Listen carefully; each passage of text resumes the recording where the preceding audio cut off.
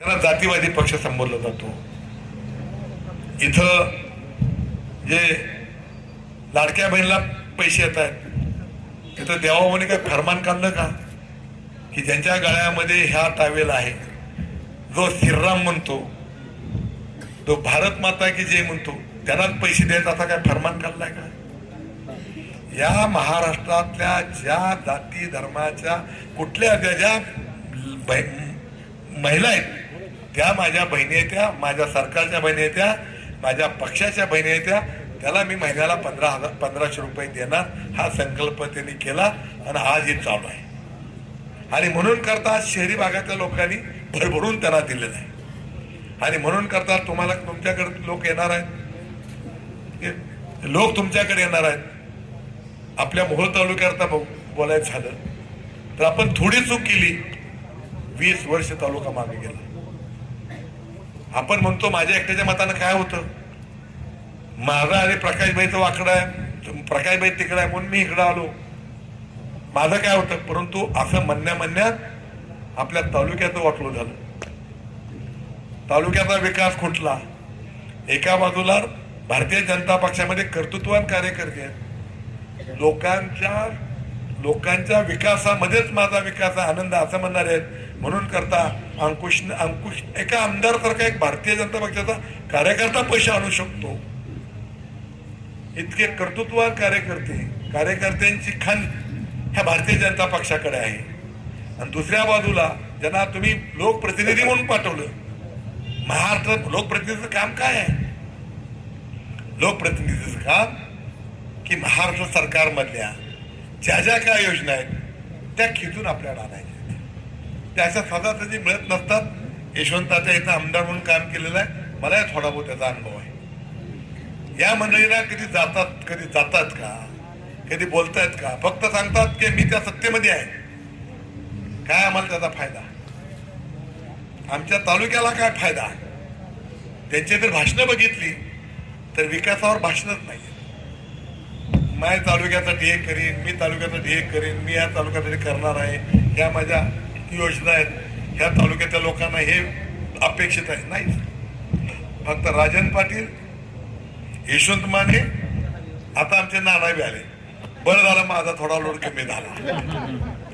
आमच्या शशिकांत नानाला वाटतात ते जरा त्यांना त्यांचं प्रेम अधिक तिकडे पण गेलं, म्हणजे माझं प्रेम थोडं पातळ झालं, ह्यांच्याकडे झालं. चला माझा भाजपचा तेवढा फायदा झाला. एकटं माझ्यावर होते त्याचं वाटून गेलं, त्या विनोदाचा भाग सोडून द्या.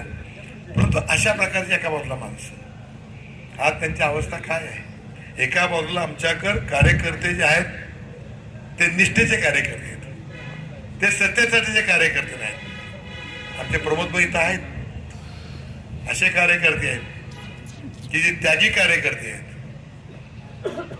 आम्ही भारतीय जनता पक्षात काम करतोय, ही सत्तेसाठी नाही आहे, तर या भागासाठी काम करतोय.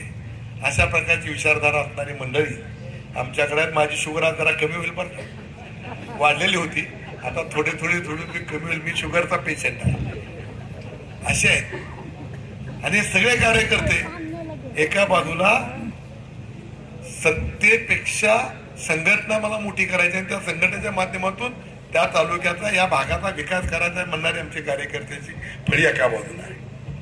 आणि दुसऱ्या बाजूला जे आता उद्या तुमच्याकडे येत आहेत ते फक्त आणि फक्त सगळ्यांनी एक एक परगाना वाटून घेतलाय.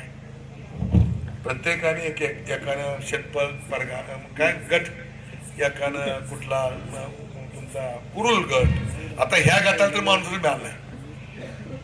आमच्या प्रमोदभाई सर त्यांनी रातभर झोपले नसतील, एवढं आमच्या प्रमोदभाईच्या मागे लागले. परंतु आमच्या प्रमोदभाईने सांगितलं, मी तसा पक्षी कसा थंडी बदलतो तसा मी नाही, ते तुम्ही लोक आहात. आज बघितलं का, ज्या घड्याळाचा आमदार कडकडून विरोध करून पाडण्याचा प्रयत्न केला त्याच घड्याळात गेले ते. रामरावांचा मी आभार मानेन की तुम्ही घड्याळ बांधलं नाही, ते आमचं कमळ ह्याच्यात टाकलं. ते अशी काही निष्ठावंत माणसं आहे ती, म्हणजे हे द्वेषानं पिछडलेली माणसं आहेत. ह्याला काय देणं घेणं आहे तुमचं? तुमच्या मतावर स्वतःची पोळी भाजून घेणारी माणसं आहेत.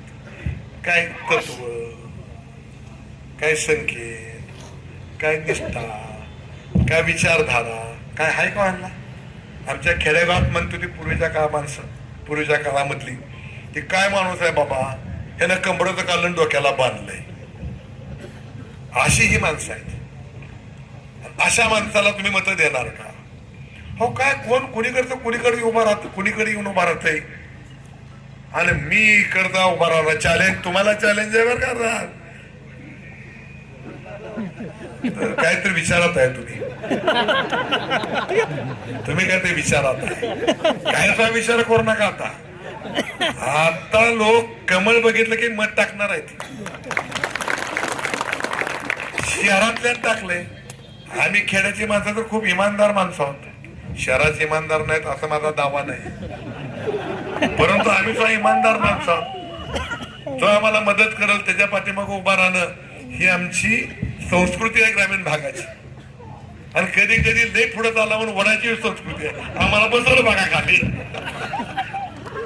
तेव्हा तुम्हाला सगळ्यांना विनंती आहे की मोहोळ तालुक्यातले जे हे टोळी आहे ह्यांच्यावर कुठला, मागच्या वेळेला पंचायत समिती दिली आम्ही तुमच्या ताब्यामध्ये, तालुक्यातल्या जनतेनं आम्ही स्वीकारलं.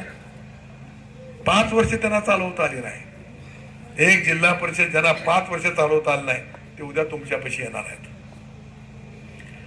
आमदार काय आमदार आहेत ते नेमके कुठलेच कळ नाहीत. मी मागच्या एका सभेत सांगितलं पण होतं की ते नेमके कसे ओळखायचे.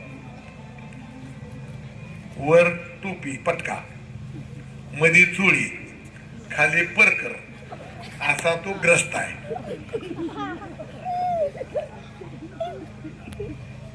ह्या लोकांपासून आपण सावध राहिलं पाहिजे. उद्या निवडणुकीत येणार आहेत त्यांना तुम्ही विचारलं पाहिजे. त्यांना अहो घराण्याचे आमची म्हणते पोर हे दोघं भाऊ दोन्हीकडून उभा राहणार आहेत ना. दत्तक पित्तक दिला काय आमचा तालुका तुम्हाला? का आम्ही माणसं सगळी काय आयबुगैबू आहे का? उगा आता यायचं इकडे येते ह्यांच्या खाली येते. आता इथं तुम्हाला सांगतो नाना तुम्ही काय केलंय का इथं? तुम्ही आमदार साहेब तुम्ही काय केलंय का इथं? मी तर फुकटाच आहे. मी तर काय कोणाला देऊ शकतो असं तुम्हाला सांगायला माहिती आहे. हे आमच्या कोणी केलं? अंकुशने केलं प्रेमा खातर. ती खुर्ची मिळेल नाही मिळेल ती गोष्ट वेगळी, परंतु प्रेमा खातर एवढा सगळा खर्च कोणी केलाय? अंकुशने केला. ह्यांचं बघितलं हे दोन याच्यावर येत आहे तुमच्या युट्यूबवर वगैरे, पुढं हलग्या पुढं फताकड्या, ह्यांची 4 माणसं, टीव्ही 4 माणसं म्हणजे रोज 1000 रुपये रोजानं. ही असा यांचा सगळा कार्यक्रम आहे. लोकांना फसवण्यासाठी इव्हेंट करणं. इव्हेंटला मराठीत काय म्हणतात? काय म्हणायचं त्याला? खरा मराठी शब्द काय आहे? तमाशा नाही उत्सव करायचा. आमच्या बाबासाहेबांनी शब्द सांगितला. बरं उत्सव म्हणा काय बी म्हणा, जाऊ द्या, तमाशा का म्हणा ना आमच्या खेडेगावातल्या भाषेप्रमाणे. आणि म्हणून माझी तुम्हाला सगळ्यांना विनंती आहे की या राज्यामध्ये आता भारतीय जनता पक्ष हाच सगळ्या क्षेत्रातल्या माणसांना, मग शेतकरी असतील, कामगार असतील, व्यापारी असतील, उद्योजक असतील, या सगळ्यांना न्याय देणारा पक्ष आहे.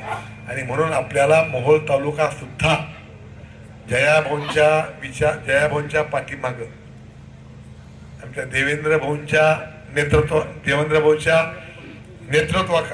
भाऊंच्या पाठीमागे खंबीरपणानं उभा आहे हे दाखवून द्यायचं आहे. आणि म्हणून आता तुमच्या तरी मतदारसंघातले मी सगळ्यांचा आभार मानेन. प्रमोद अवतड्यांचा आभार मानेन. आमच्या आपला काय कुठे आला ते आमचा अक्षय खाताचा आभार मानेन. आमच्या रामरावांचा आभार मानेन.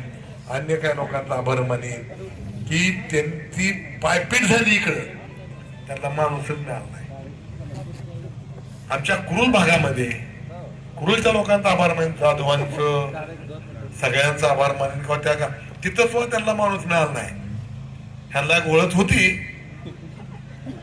आमच्या सचिन भाईला आधीच. हो पण हे सुद्धा हाती लागलं नाही, मग बळबळ त्यांना उभं राहावं लागलंय. ते कोणतं येणार आहे पार्सल, म्हणजे यांची अशी अवस्था आहे आज की यांना माणसं उभा करायला नाही येत, अशी अवस्था असणारी माणसं आहेत. आणि म्हणून ही अतिशय महत्वाची निवडणूक आहे. कर्तृत्ववान म्हणजे दिल्ली पासून त्या गल्लीपर्यंत एक सरकार असलं, एक विचाराची माणसं असली की विकास होत असतो. आणि म्हणून करता हा विकास करण्यासाठी आता नामी संधी आहे. आणि कर्तृत्ववान माणसं आहेत, पालकमंत्री कर्तृत्ववान आहेत, राज्याचे मुख्यमंत्री कर्तृत्ववान आहेत, ते तुम्हाला सांगण्याची आवश्यकताच नाही आहे. केंद्र सरकार भक्कम आहे. आणि सगळ्यात महत्वाचं की देवाभाऊ हे कृष्णा भीमा जलतरण योजना हे कार्यान्वित करण्याच्या प्रयत्नात आहेत. मी त्या काळामध्ये पवार साहेबांचा विरोध होता, पण मी त्याचा पुरस्कार होतो. विजयसिंह मोहिते पाटलांनी त्यावेळेला ते पुरस्कार घेतला, मी माझ्या गावातनं सह्या दिल्या होत्या.